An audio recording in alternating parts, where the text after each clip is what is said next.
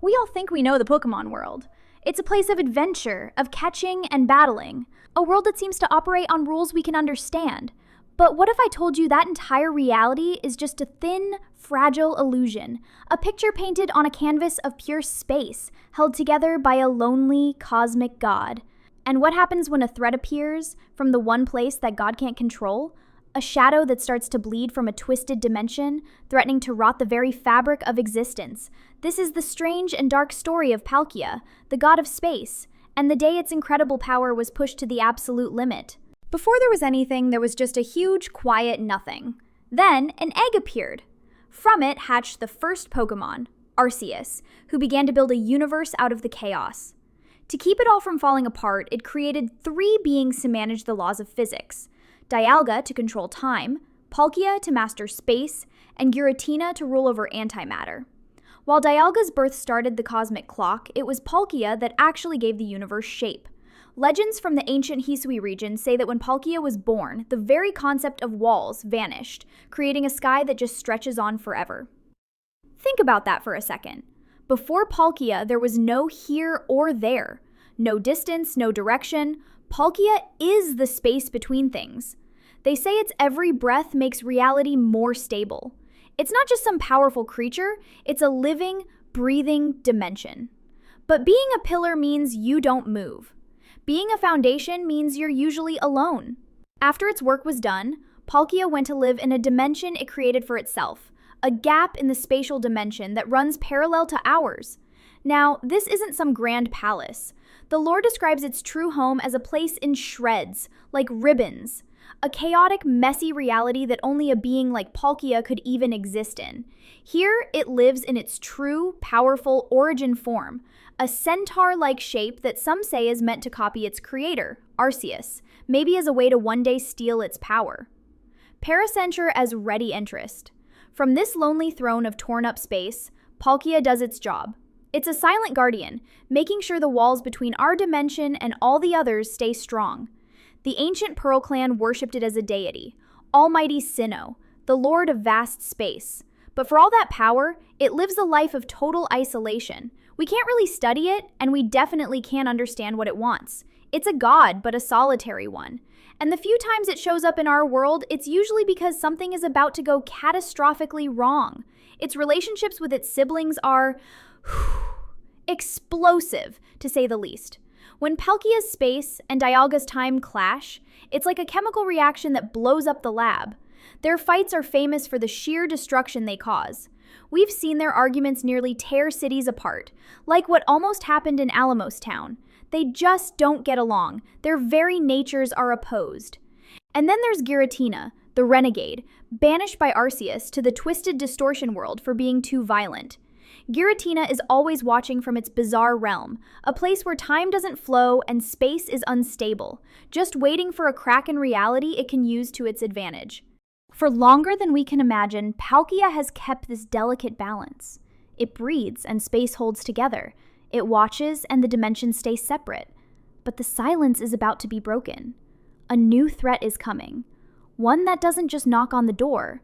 It's the rot from its own brother's twisted world, seeping through the very walls Palkia has spent an eternity protecting. The first sign that something is terribly wrong is subtle. Just a flicker at the edge of Palkia's senses. A single thread in the fabric of space has come loose. In its home dimension of ribbons and shreds, a place that should only obey its will, a patch of reality begins to decay. It's not turning into the usual chaos. It's becoming something else. It feels like antimatter, the signature of its banished brother, Giratina. This isn't the familiar anger of its other sibling, Dialga. This is a silent, creeping sickness. Down on Earth, the effects start to show. A fisherman in the Almia region casts his line into the sand, but reels in a fish that glows with an unnatural light before turning to dust. In another city, a kid opens their bedroom door, and for a split second, they're looking out into the bizarre, floating landscape of the distortion world. These events are so strange, they're written off as tricks of the mind. But they're happening more and more often. Palkia feels every single one of these glitches like a personal injury. The very concept of space is getting sick, and the symptoms are bleeding into the mortal world. Space-time distortions, a known sign of Giratina's meddling, start popping up everywhere, but they feel wrong. They feel like wounds, leaking a strange energy that drives noble Pokémon into a rage. Palkia knows it has to do something, but it hesitates. And this is its biggest problem. It has almost limitless power, but every time it's used that power in our world, the results have been disastrous. Its fight with Dialga almost erased a town. Its signature attack, Spatial Rend, is a move that literally tears apart a target and the space around it. That's a double-edged sword. You could use it to fix a tear in reality, but you could just as easily make a bigger one. Power on that level isn't a scalpel, it's a sledgehammer. Palkia is terrified that in trying to cure the disease, it might kill the patient. But as it's watching from its dimension, a strange thought, almost like a memory, enters its mind. A whisper from its creator, Arceus. Not an order, but a piece of cryptic advice. To mend the fabric, one must first rend the veil. The message is terrifyingly clear. It can't wait anymore. The risk of doing something is now less than the certainty of letting everything decay into nothing. Palkia makes its choice and crosses over. It rips a hole in the sky above Mount Coronet, and the world below twists.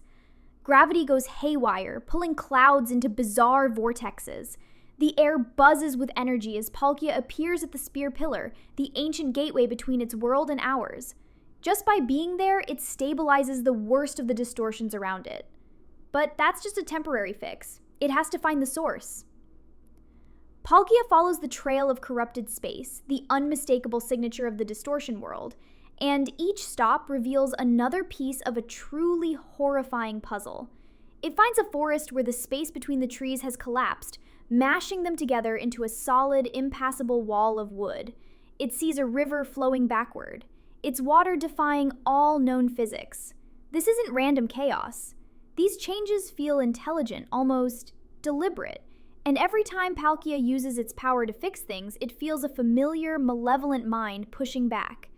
Giratina. The threat is so great that it forces an uneasy truce. Dialga shows up not to fight Palkia, but because time itself is becoming unstable wherever the antimatter of the distortion world takes root. Clocks are ticking randomly, moments are stretching into hours. Dialga realizes that this invasion from their banished sibling is a threat to his own domain. So a tense, temporary alliance is formed. Dialga uses its power to lock down time around the biggest rifts, giving Palkia a stable area to work. Palkia, guided by the raw energy of the decay, traces the infection to its heart, a massive festering wound in reality, a direct gateway to the distortion world. And from it emerges Giratina, not in its familiar altered form, but in its true serpentine origin form. This is not a simple battle. Giratina doesn't just fight with claws or energy beams. It fights by rewriting the battlefield. It wills the ground under Palkia's feet into non-existence, using the twisted physics of its own dimension.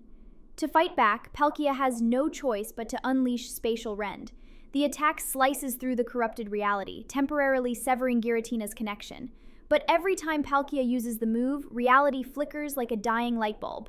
It's winning the battle but losing the war to keep space itself from tearing apart. Sensing its disadvantage in this world, Giratina lashes out, dragging its sibling through the rift and into its home turf. Palkia is dragged into a place of absolute horror.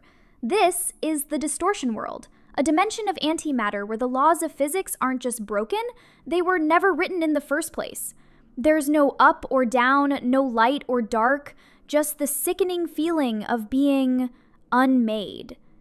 Here, Giratina is king. Its power is absolute. The cosmic aggressor attacks by trying to delete the very rules that allow Palkia to be Palkia.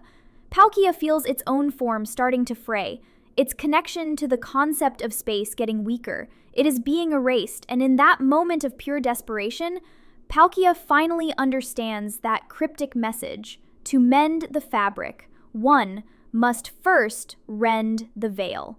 The veil wasn't a wall between dimensions. The veil was its own self-imposed limits.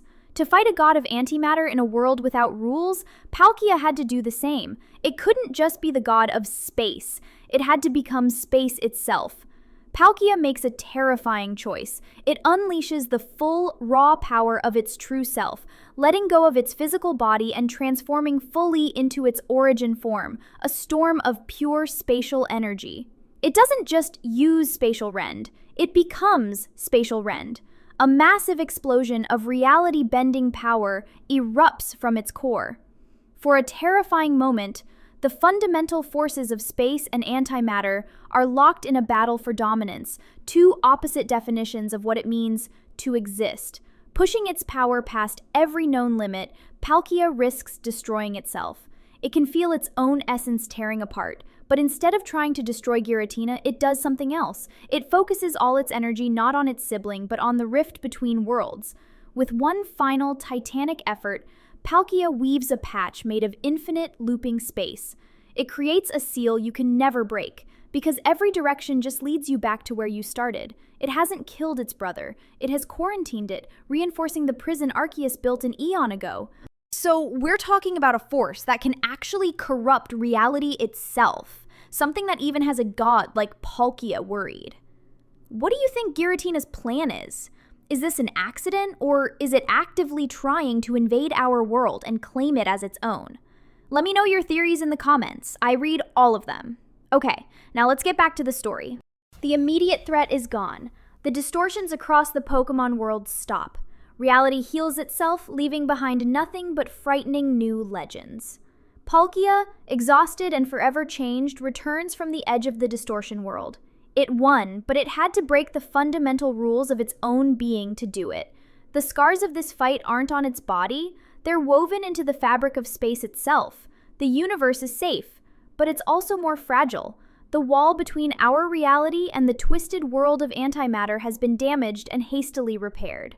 Palkia returns to its lonely dimension of ribbons, but it's not just a warden anymore. It's a warrior who has stared into the abyss of its own brother's making and somehow came back. Its story is no longer just a myth about creation.